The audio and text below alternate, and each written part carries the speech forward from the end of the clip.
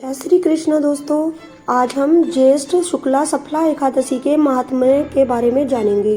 भीमसेन बोले, महाबुद्धि पितामह मेरी बात सुनो। युधिष्ठिर, कुंती, द्रौपदी, अर्जुन, नकुल, सहदेव ये एकादशी को कभी भोजन नहीं करते। वह मुझसे नित्य कहा करते हैं कि हे भीमसेन, तुम एकादशी को भोजन मत किया करो।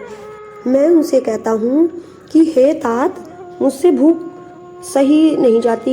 मैं दान करूंगा और विधि पूर्वक पूजन करूंगा, परंतु बिना उपवास किए एकादशी के व्रत का फल कैसे मिले।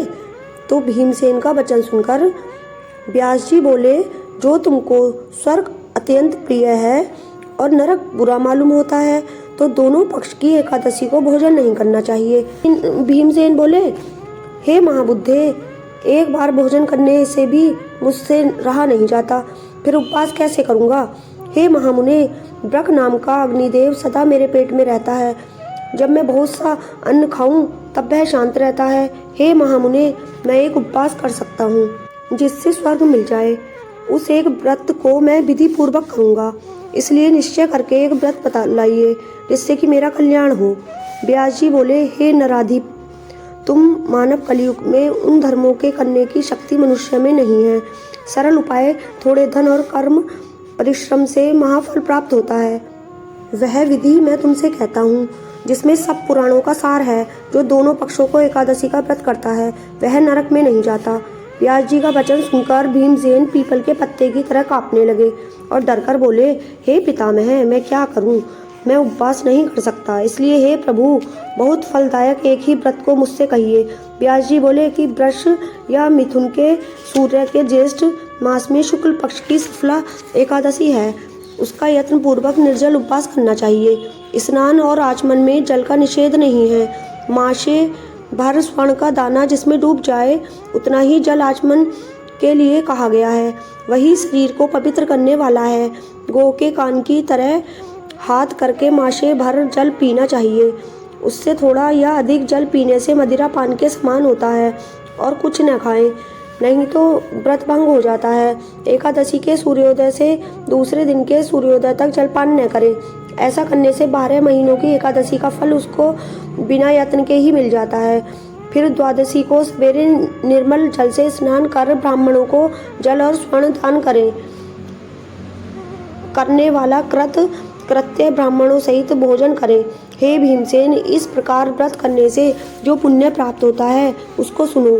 साल भर में जितनी एकादशी होती है उनका फल इस एकादशी के व्रत करने से मिल जाता है, इसमें संदेह नहीं है। शंख चक्र गदाधारी कृष्ण भगवान ने मुझसे कहा है कि सब धर्मों को छोड़कर मेरी शरण में आओ। एकादशी को निराहार रहने से मनुष्य सब पापों से छूट जाता है। हे वायुपुत्र, बार बार विशेष क्या करें। ज्येष्ठ के शुक्ल पक्ष की एकादशी में जल भी वर्जित है। इसका व्रत करने से जो फल मिलता है उसे सुनो। सब तीर्थों से जो पुण्य होता है और सब दान करने से जो फल मिलता है वह फल इस एकादशी का व्रत करने से मिल जाता है। उसी दिन से भीमसेन ने इस निर्जला एकादशी का व्रत किया, तभी से इसका नाम भीमसेन विख्यात हो गया। हे भूपाल, इस प्रकार सब पापों को दूर करने के लिए तुम भी यत्न पूर्वक इसका व्रत और भगवान की पूजा करो। हे अनंत, हे देवेश, मैं आज आपका निर्जल व्रत करूंगा या करूंगी और दूसरे दिन भोजन करूंगा या करूंगी। इस मंत्र को पढ़कर सब पापों को दूर करने के लिए इंद्रियों को वश में करके श्रद्धा पूर्वक व्रत को करूंगा। हे केशव, भगवान को प्रसन्न करने के लिए अचामन के सिवाय एकादशी के व्रत में दूसरा जल ग्रहण नहीं करूंगा। इस प्रकार नियम करना चाहिए। द्वादशी के दिन गंध, पुष्प, जल और दीपक से देवताओं के ईश्वर वामन जी की पूजन करना चाहिए। विधि पूर्वक पूजन करके इस मंत्र का उच्चारण करें। हे देवताओं के ईश्वर, हे इंद्रियों के ईश्वर, हे संसार समुद्र से पार करने वाले, जल से भरे हुए कलश के दान करने से मुझको परम गति दीजिए। ऐसा कहकर ब्राह्मणों के लिए शक्ति के अनुसार कलश देने चाहिए। इस प्रकार जो पवित्र और पापों को दूर करने वाली इस एकादशी का व्रत करता है वह सब पापों को दूर करने वाली इस एकादशी का व्रत करता है वह सभी पापों से छूटकर परम पद को प्राप्त होता है। जय श्री कृष्ण।